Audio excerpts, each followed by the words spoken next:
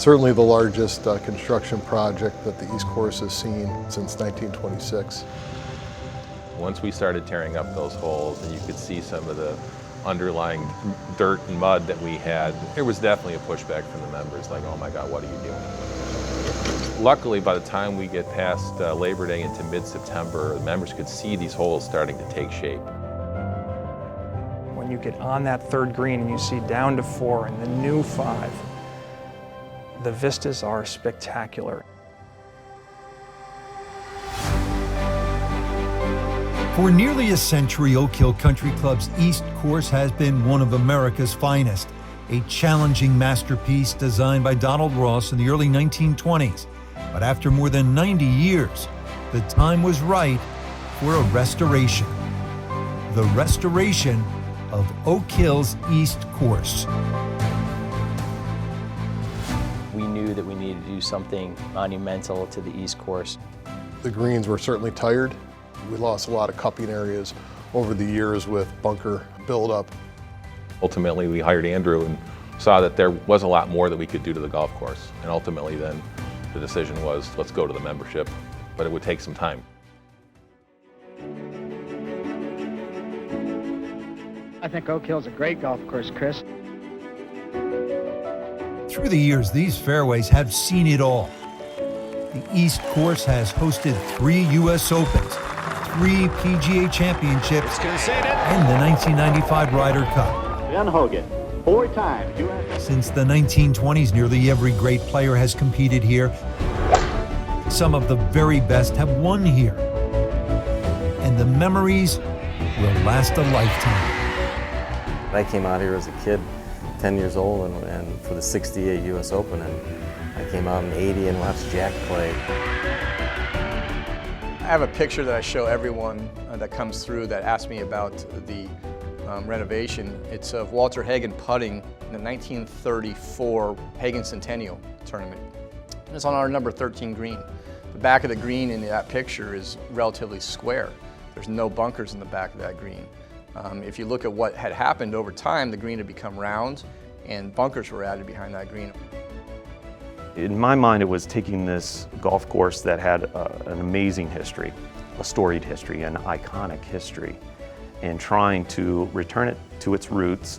With all the extraordinary history and the majestic beauty of this renowned golf course, a careful approach and detailed plan was presented to the members.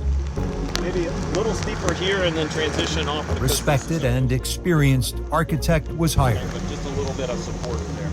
I'd collected all the drawings that Ross put together when he was looking to design the golf course. What changes had a great deal of merit, what changes we needed to maybe look at reverting. And so it was really a question of putting those pieces together. Start working that bunker back this way a little. We had 2.5 years to really kind of prepare for this project, and I felt like that preparation got us to the point where once the construction started, there really wasn't any major holds up. So Ross had like a 20-foot radius in here, which I think we can make work. We sat with other country clubs like Marion, who just went through similar renovation. That 2.5-year buildup for those 3 months really paid off. Every detail was carefully planned. Special materials from across the country were staged.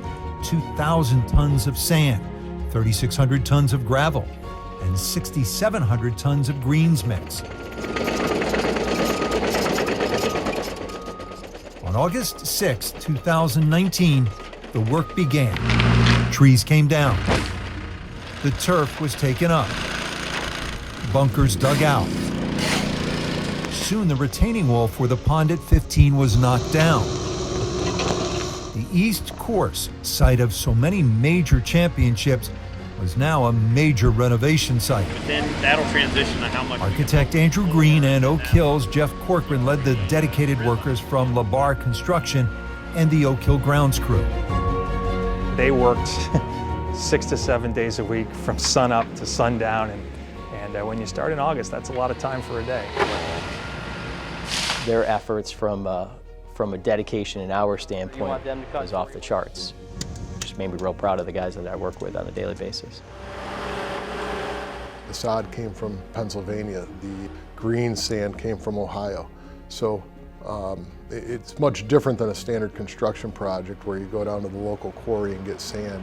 We tested sand from all over the country. The 13 on the back team. Each step of the way, the Oak Hill Restoration Committee Everything's fitting like it's always been there. met with Green and Corcoran. Oak Hill member and 1988 PGA champion Jeff Sluman worked closely with the committee. Cut out a little where this is the spot. Golf committee and the executive committee just hit it out of the park with Andrew and doing exactly what needs to be done. The project moved quickly. Only 2 weeks after the start of the renovation, the first sod was rolled out on the 10th green. Precision that the LeBar people used on that green to create that was something I think really was eye-opening. That we had really high-class crew on site to do this, that we went for the best people to do this construction project. They delivered. We had a pretty tight time frame, August, September, October, and they got it done in a miraculous time frame. Each green was graded, shaped, and scanned. Then they were poured out. Drainage pipe and gravel was added, and special greens mix was put down and graded back to the exact specifications. Finally, new sod was laid down. The green pads from Ross's day were actually fairly well intact. So a lot of our work was just going to the corners of what Ross originally had and utilizing that space to get new hole locations or hole locations that have been lost. Our greens are all built to USGA spec. They have a sand that has a very high uniformity coefficient, which means that they're very firm. We have 100% standard bent grass on all our greens and approaches now. All our surrounds have been sodded out to a turf type tall fescue. The course conditions are going to be spectacular. The greens are going to be firmer, they're going to be faster, they're going to be truer, they're going to be more consistent day in and day out. Soon, the entirely new par 3 fifth hole took shape. The new fifth is in the styling and inspired by the original sixth hole, which was a great par 3 that played roughly from kind of where 12T is, roughly back kind of towards 8 green. So it was kind of wedged in a pretty tight space there. But it was a great green. It had guarding bunkers kind of in the front and around to the right and left. And then it had 2 levels to it. So when you see the new fifth, you'll see that it replicates a lot of those original stylings. That might end up being as difficult a hole as there is on this golf course. It is going to challenge everybody that plays it. The old fifth hole, now the new number 6, was also completed. At one time, the fifth hole that occupied that space was thought to be one of the best holes in America. A lot of that had to do with the way Allen's Creek kind of bisected the hole and the way the fairway adjoined the water and the approach adjoined the other side. A big part of what we did on the new sixth was to replicate that. We utilized that entire space, that entire corridor, to make a really demanding, great par 4. And 15, once guarded by a pond added in the 1970s, was reshaped to fit the look and feel of the original Ross design. I'm happy about 15. It always presented I think a ridiculous challenge in some cases for us mere mortals. We recreated that postage stamp feel, a very narrow green right to left, but pretty deep front to back. We shortened it to make sure that you had a short club in your hand and that you felt empowered that you could be very successful. The reality is the green is a small target. It's an intimidating shot, even though you feel confident that you have a short club in your hand and that you can really be able to score. If you miss at all, there's a bit of penalty to pay. With playability and agronomy both carefully considered, hundreds of trees were taken down. The golf course will be healthier for sure. I think it provides more options than the simple chip out to the fairway. Over the years, trees have been planted that were for an immediate impact, and so they're planted fairly close to the line of play. As those trees have grown, they've overgrown their space. Opening up zones of playability, also opening up some views that people haven't seen since Dallin Ross walked the ground out here. The 14th hole was tree lined up both sides and had some misplaced bunkers, and I think now with some of the trees being removed, it may be one of our signature holes on the golf course. I keep thinking about in a championship match where on the 14th hole now, two really good players, one of them's going to pull driver out of the bag, and what's the other guy going to do? And I think that amount of strategy that's in play and the feeling of I got to beat that other guy. What am I going to do? Am I going to lay up or am I going to go for it? I think that's an exciting thing that maybe wasn't really available before. Every bunker was redone. Many were restored, some removed, and others relocated. The bunkers are more in Ross's styling, more rugged. They are bold. They do present a test if you find yourself in them. Let's break it up some so it's not so rounded. When you look at some of Ross's original work, you see a lot of things that were done either with a horse and plow or potentially a steam shovel. So a lot of the stylings that we took on really kind of brought that aspect. So you'll see a fairly steep bunkering with grass faces. The tee boxes were also renovated to satisfy every golfer.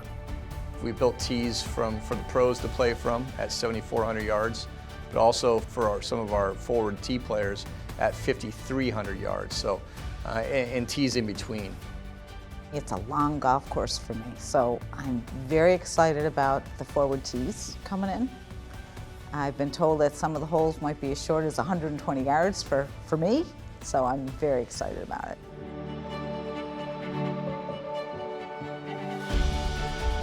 By November, the plan had been executed perfectly. The result, a championship course, true to the original vision of Ross, but also expanded and improved to challenge golfers of all abilities. The PGA Championship returns for the fourth time in 2023. And the USGA comes back in 2027 as Oak Hill will host the United States Amateur for the third time. For the members, they have their beloved course back now. The big thing that people are going to see is a tremendous amount of variety in the daily setup, because there are going to be hole locations that members haven't seen for maybe 40, 50 years. It's going to add to the aura and how great a major championship venue it is. We now have a truly great golf course, a golf course that gives you risk and reward. The green expansions on the existing holes and then the new greens, 5, 6, 15. The contours on those greens, they're going to be fantastic. I'm ecstatic for our club and for our members and our guests to come out here and see it.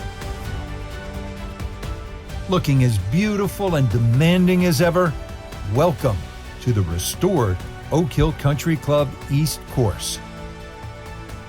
We'll look back at it 25 years from now and say that, wow, can you believe what we did in 2019?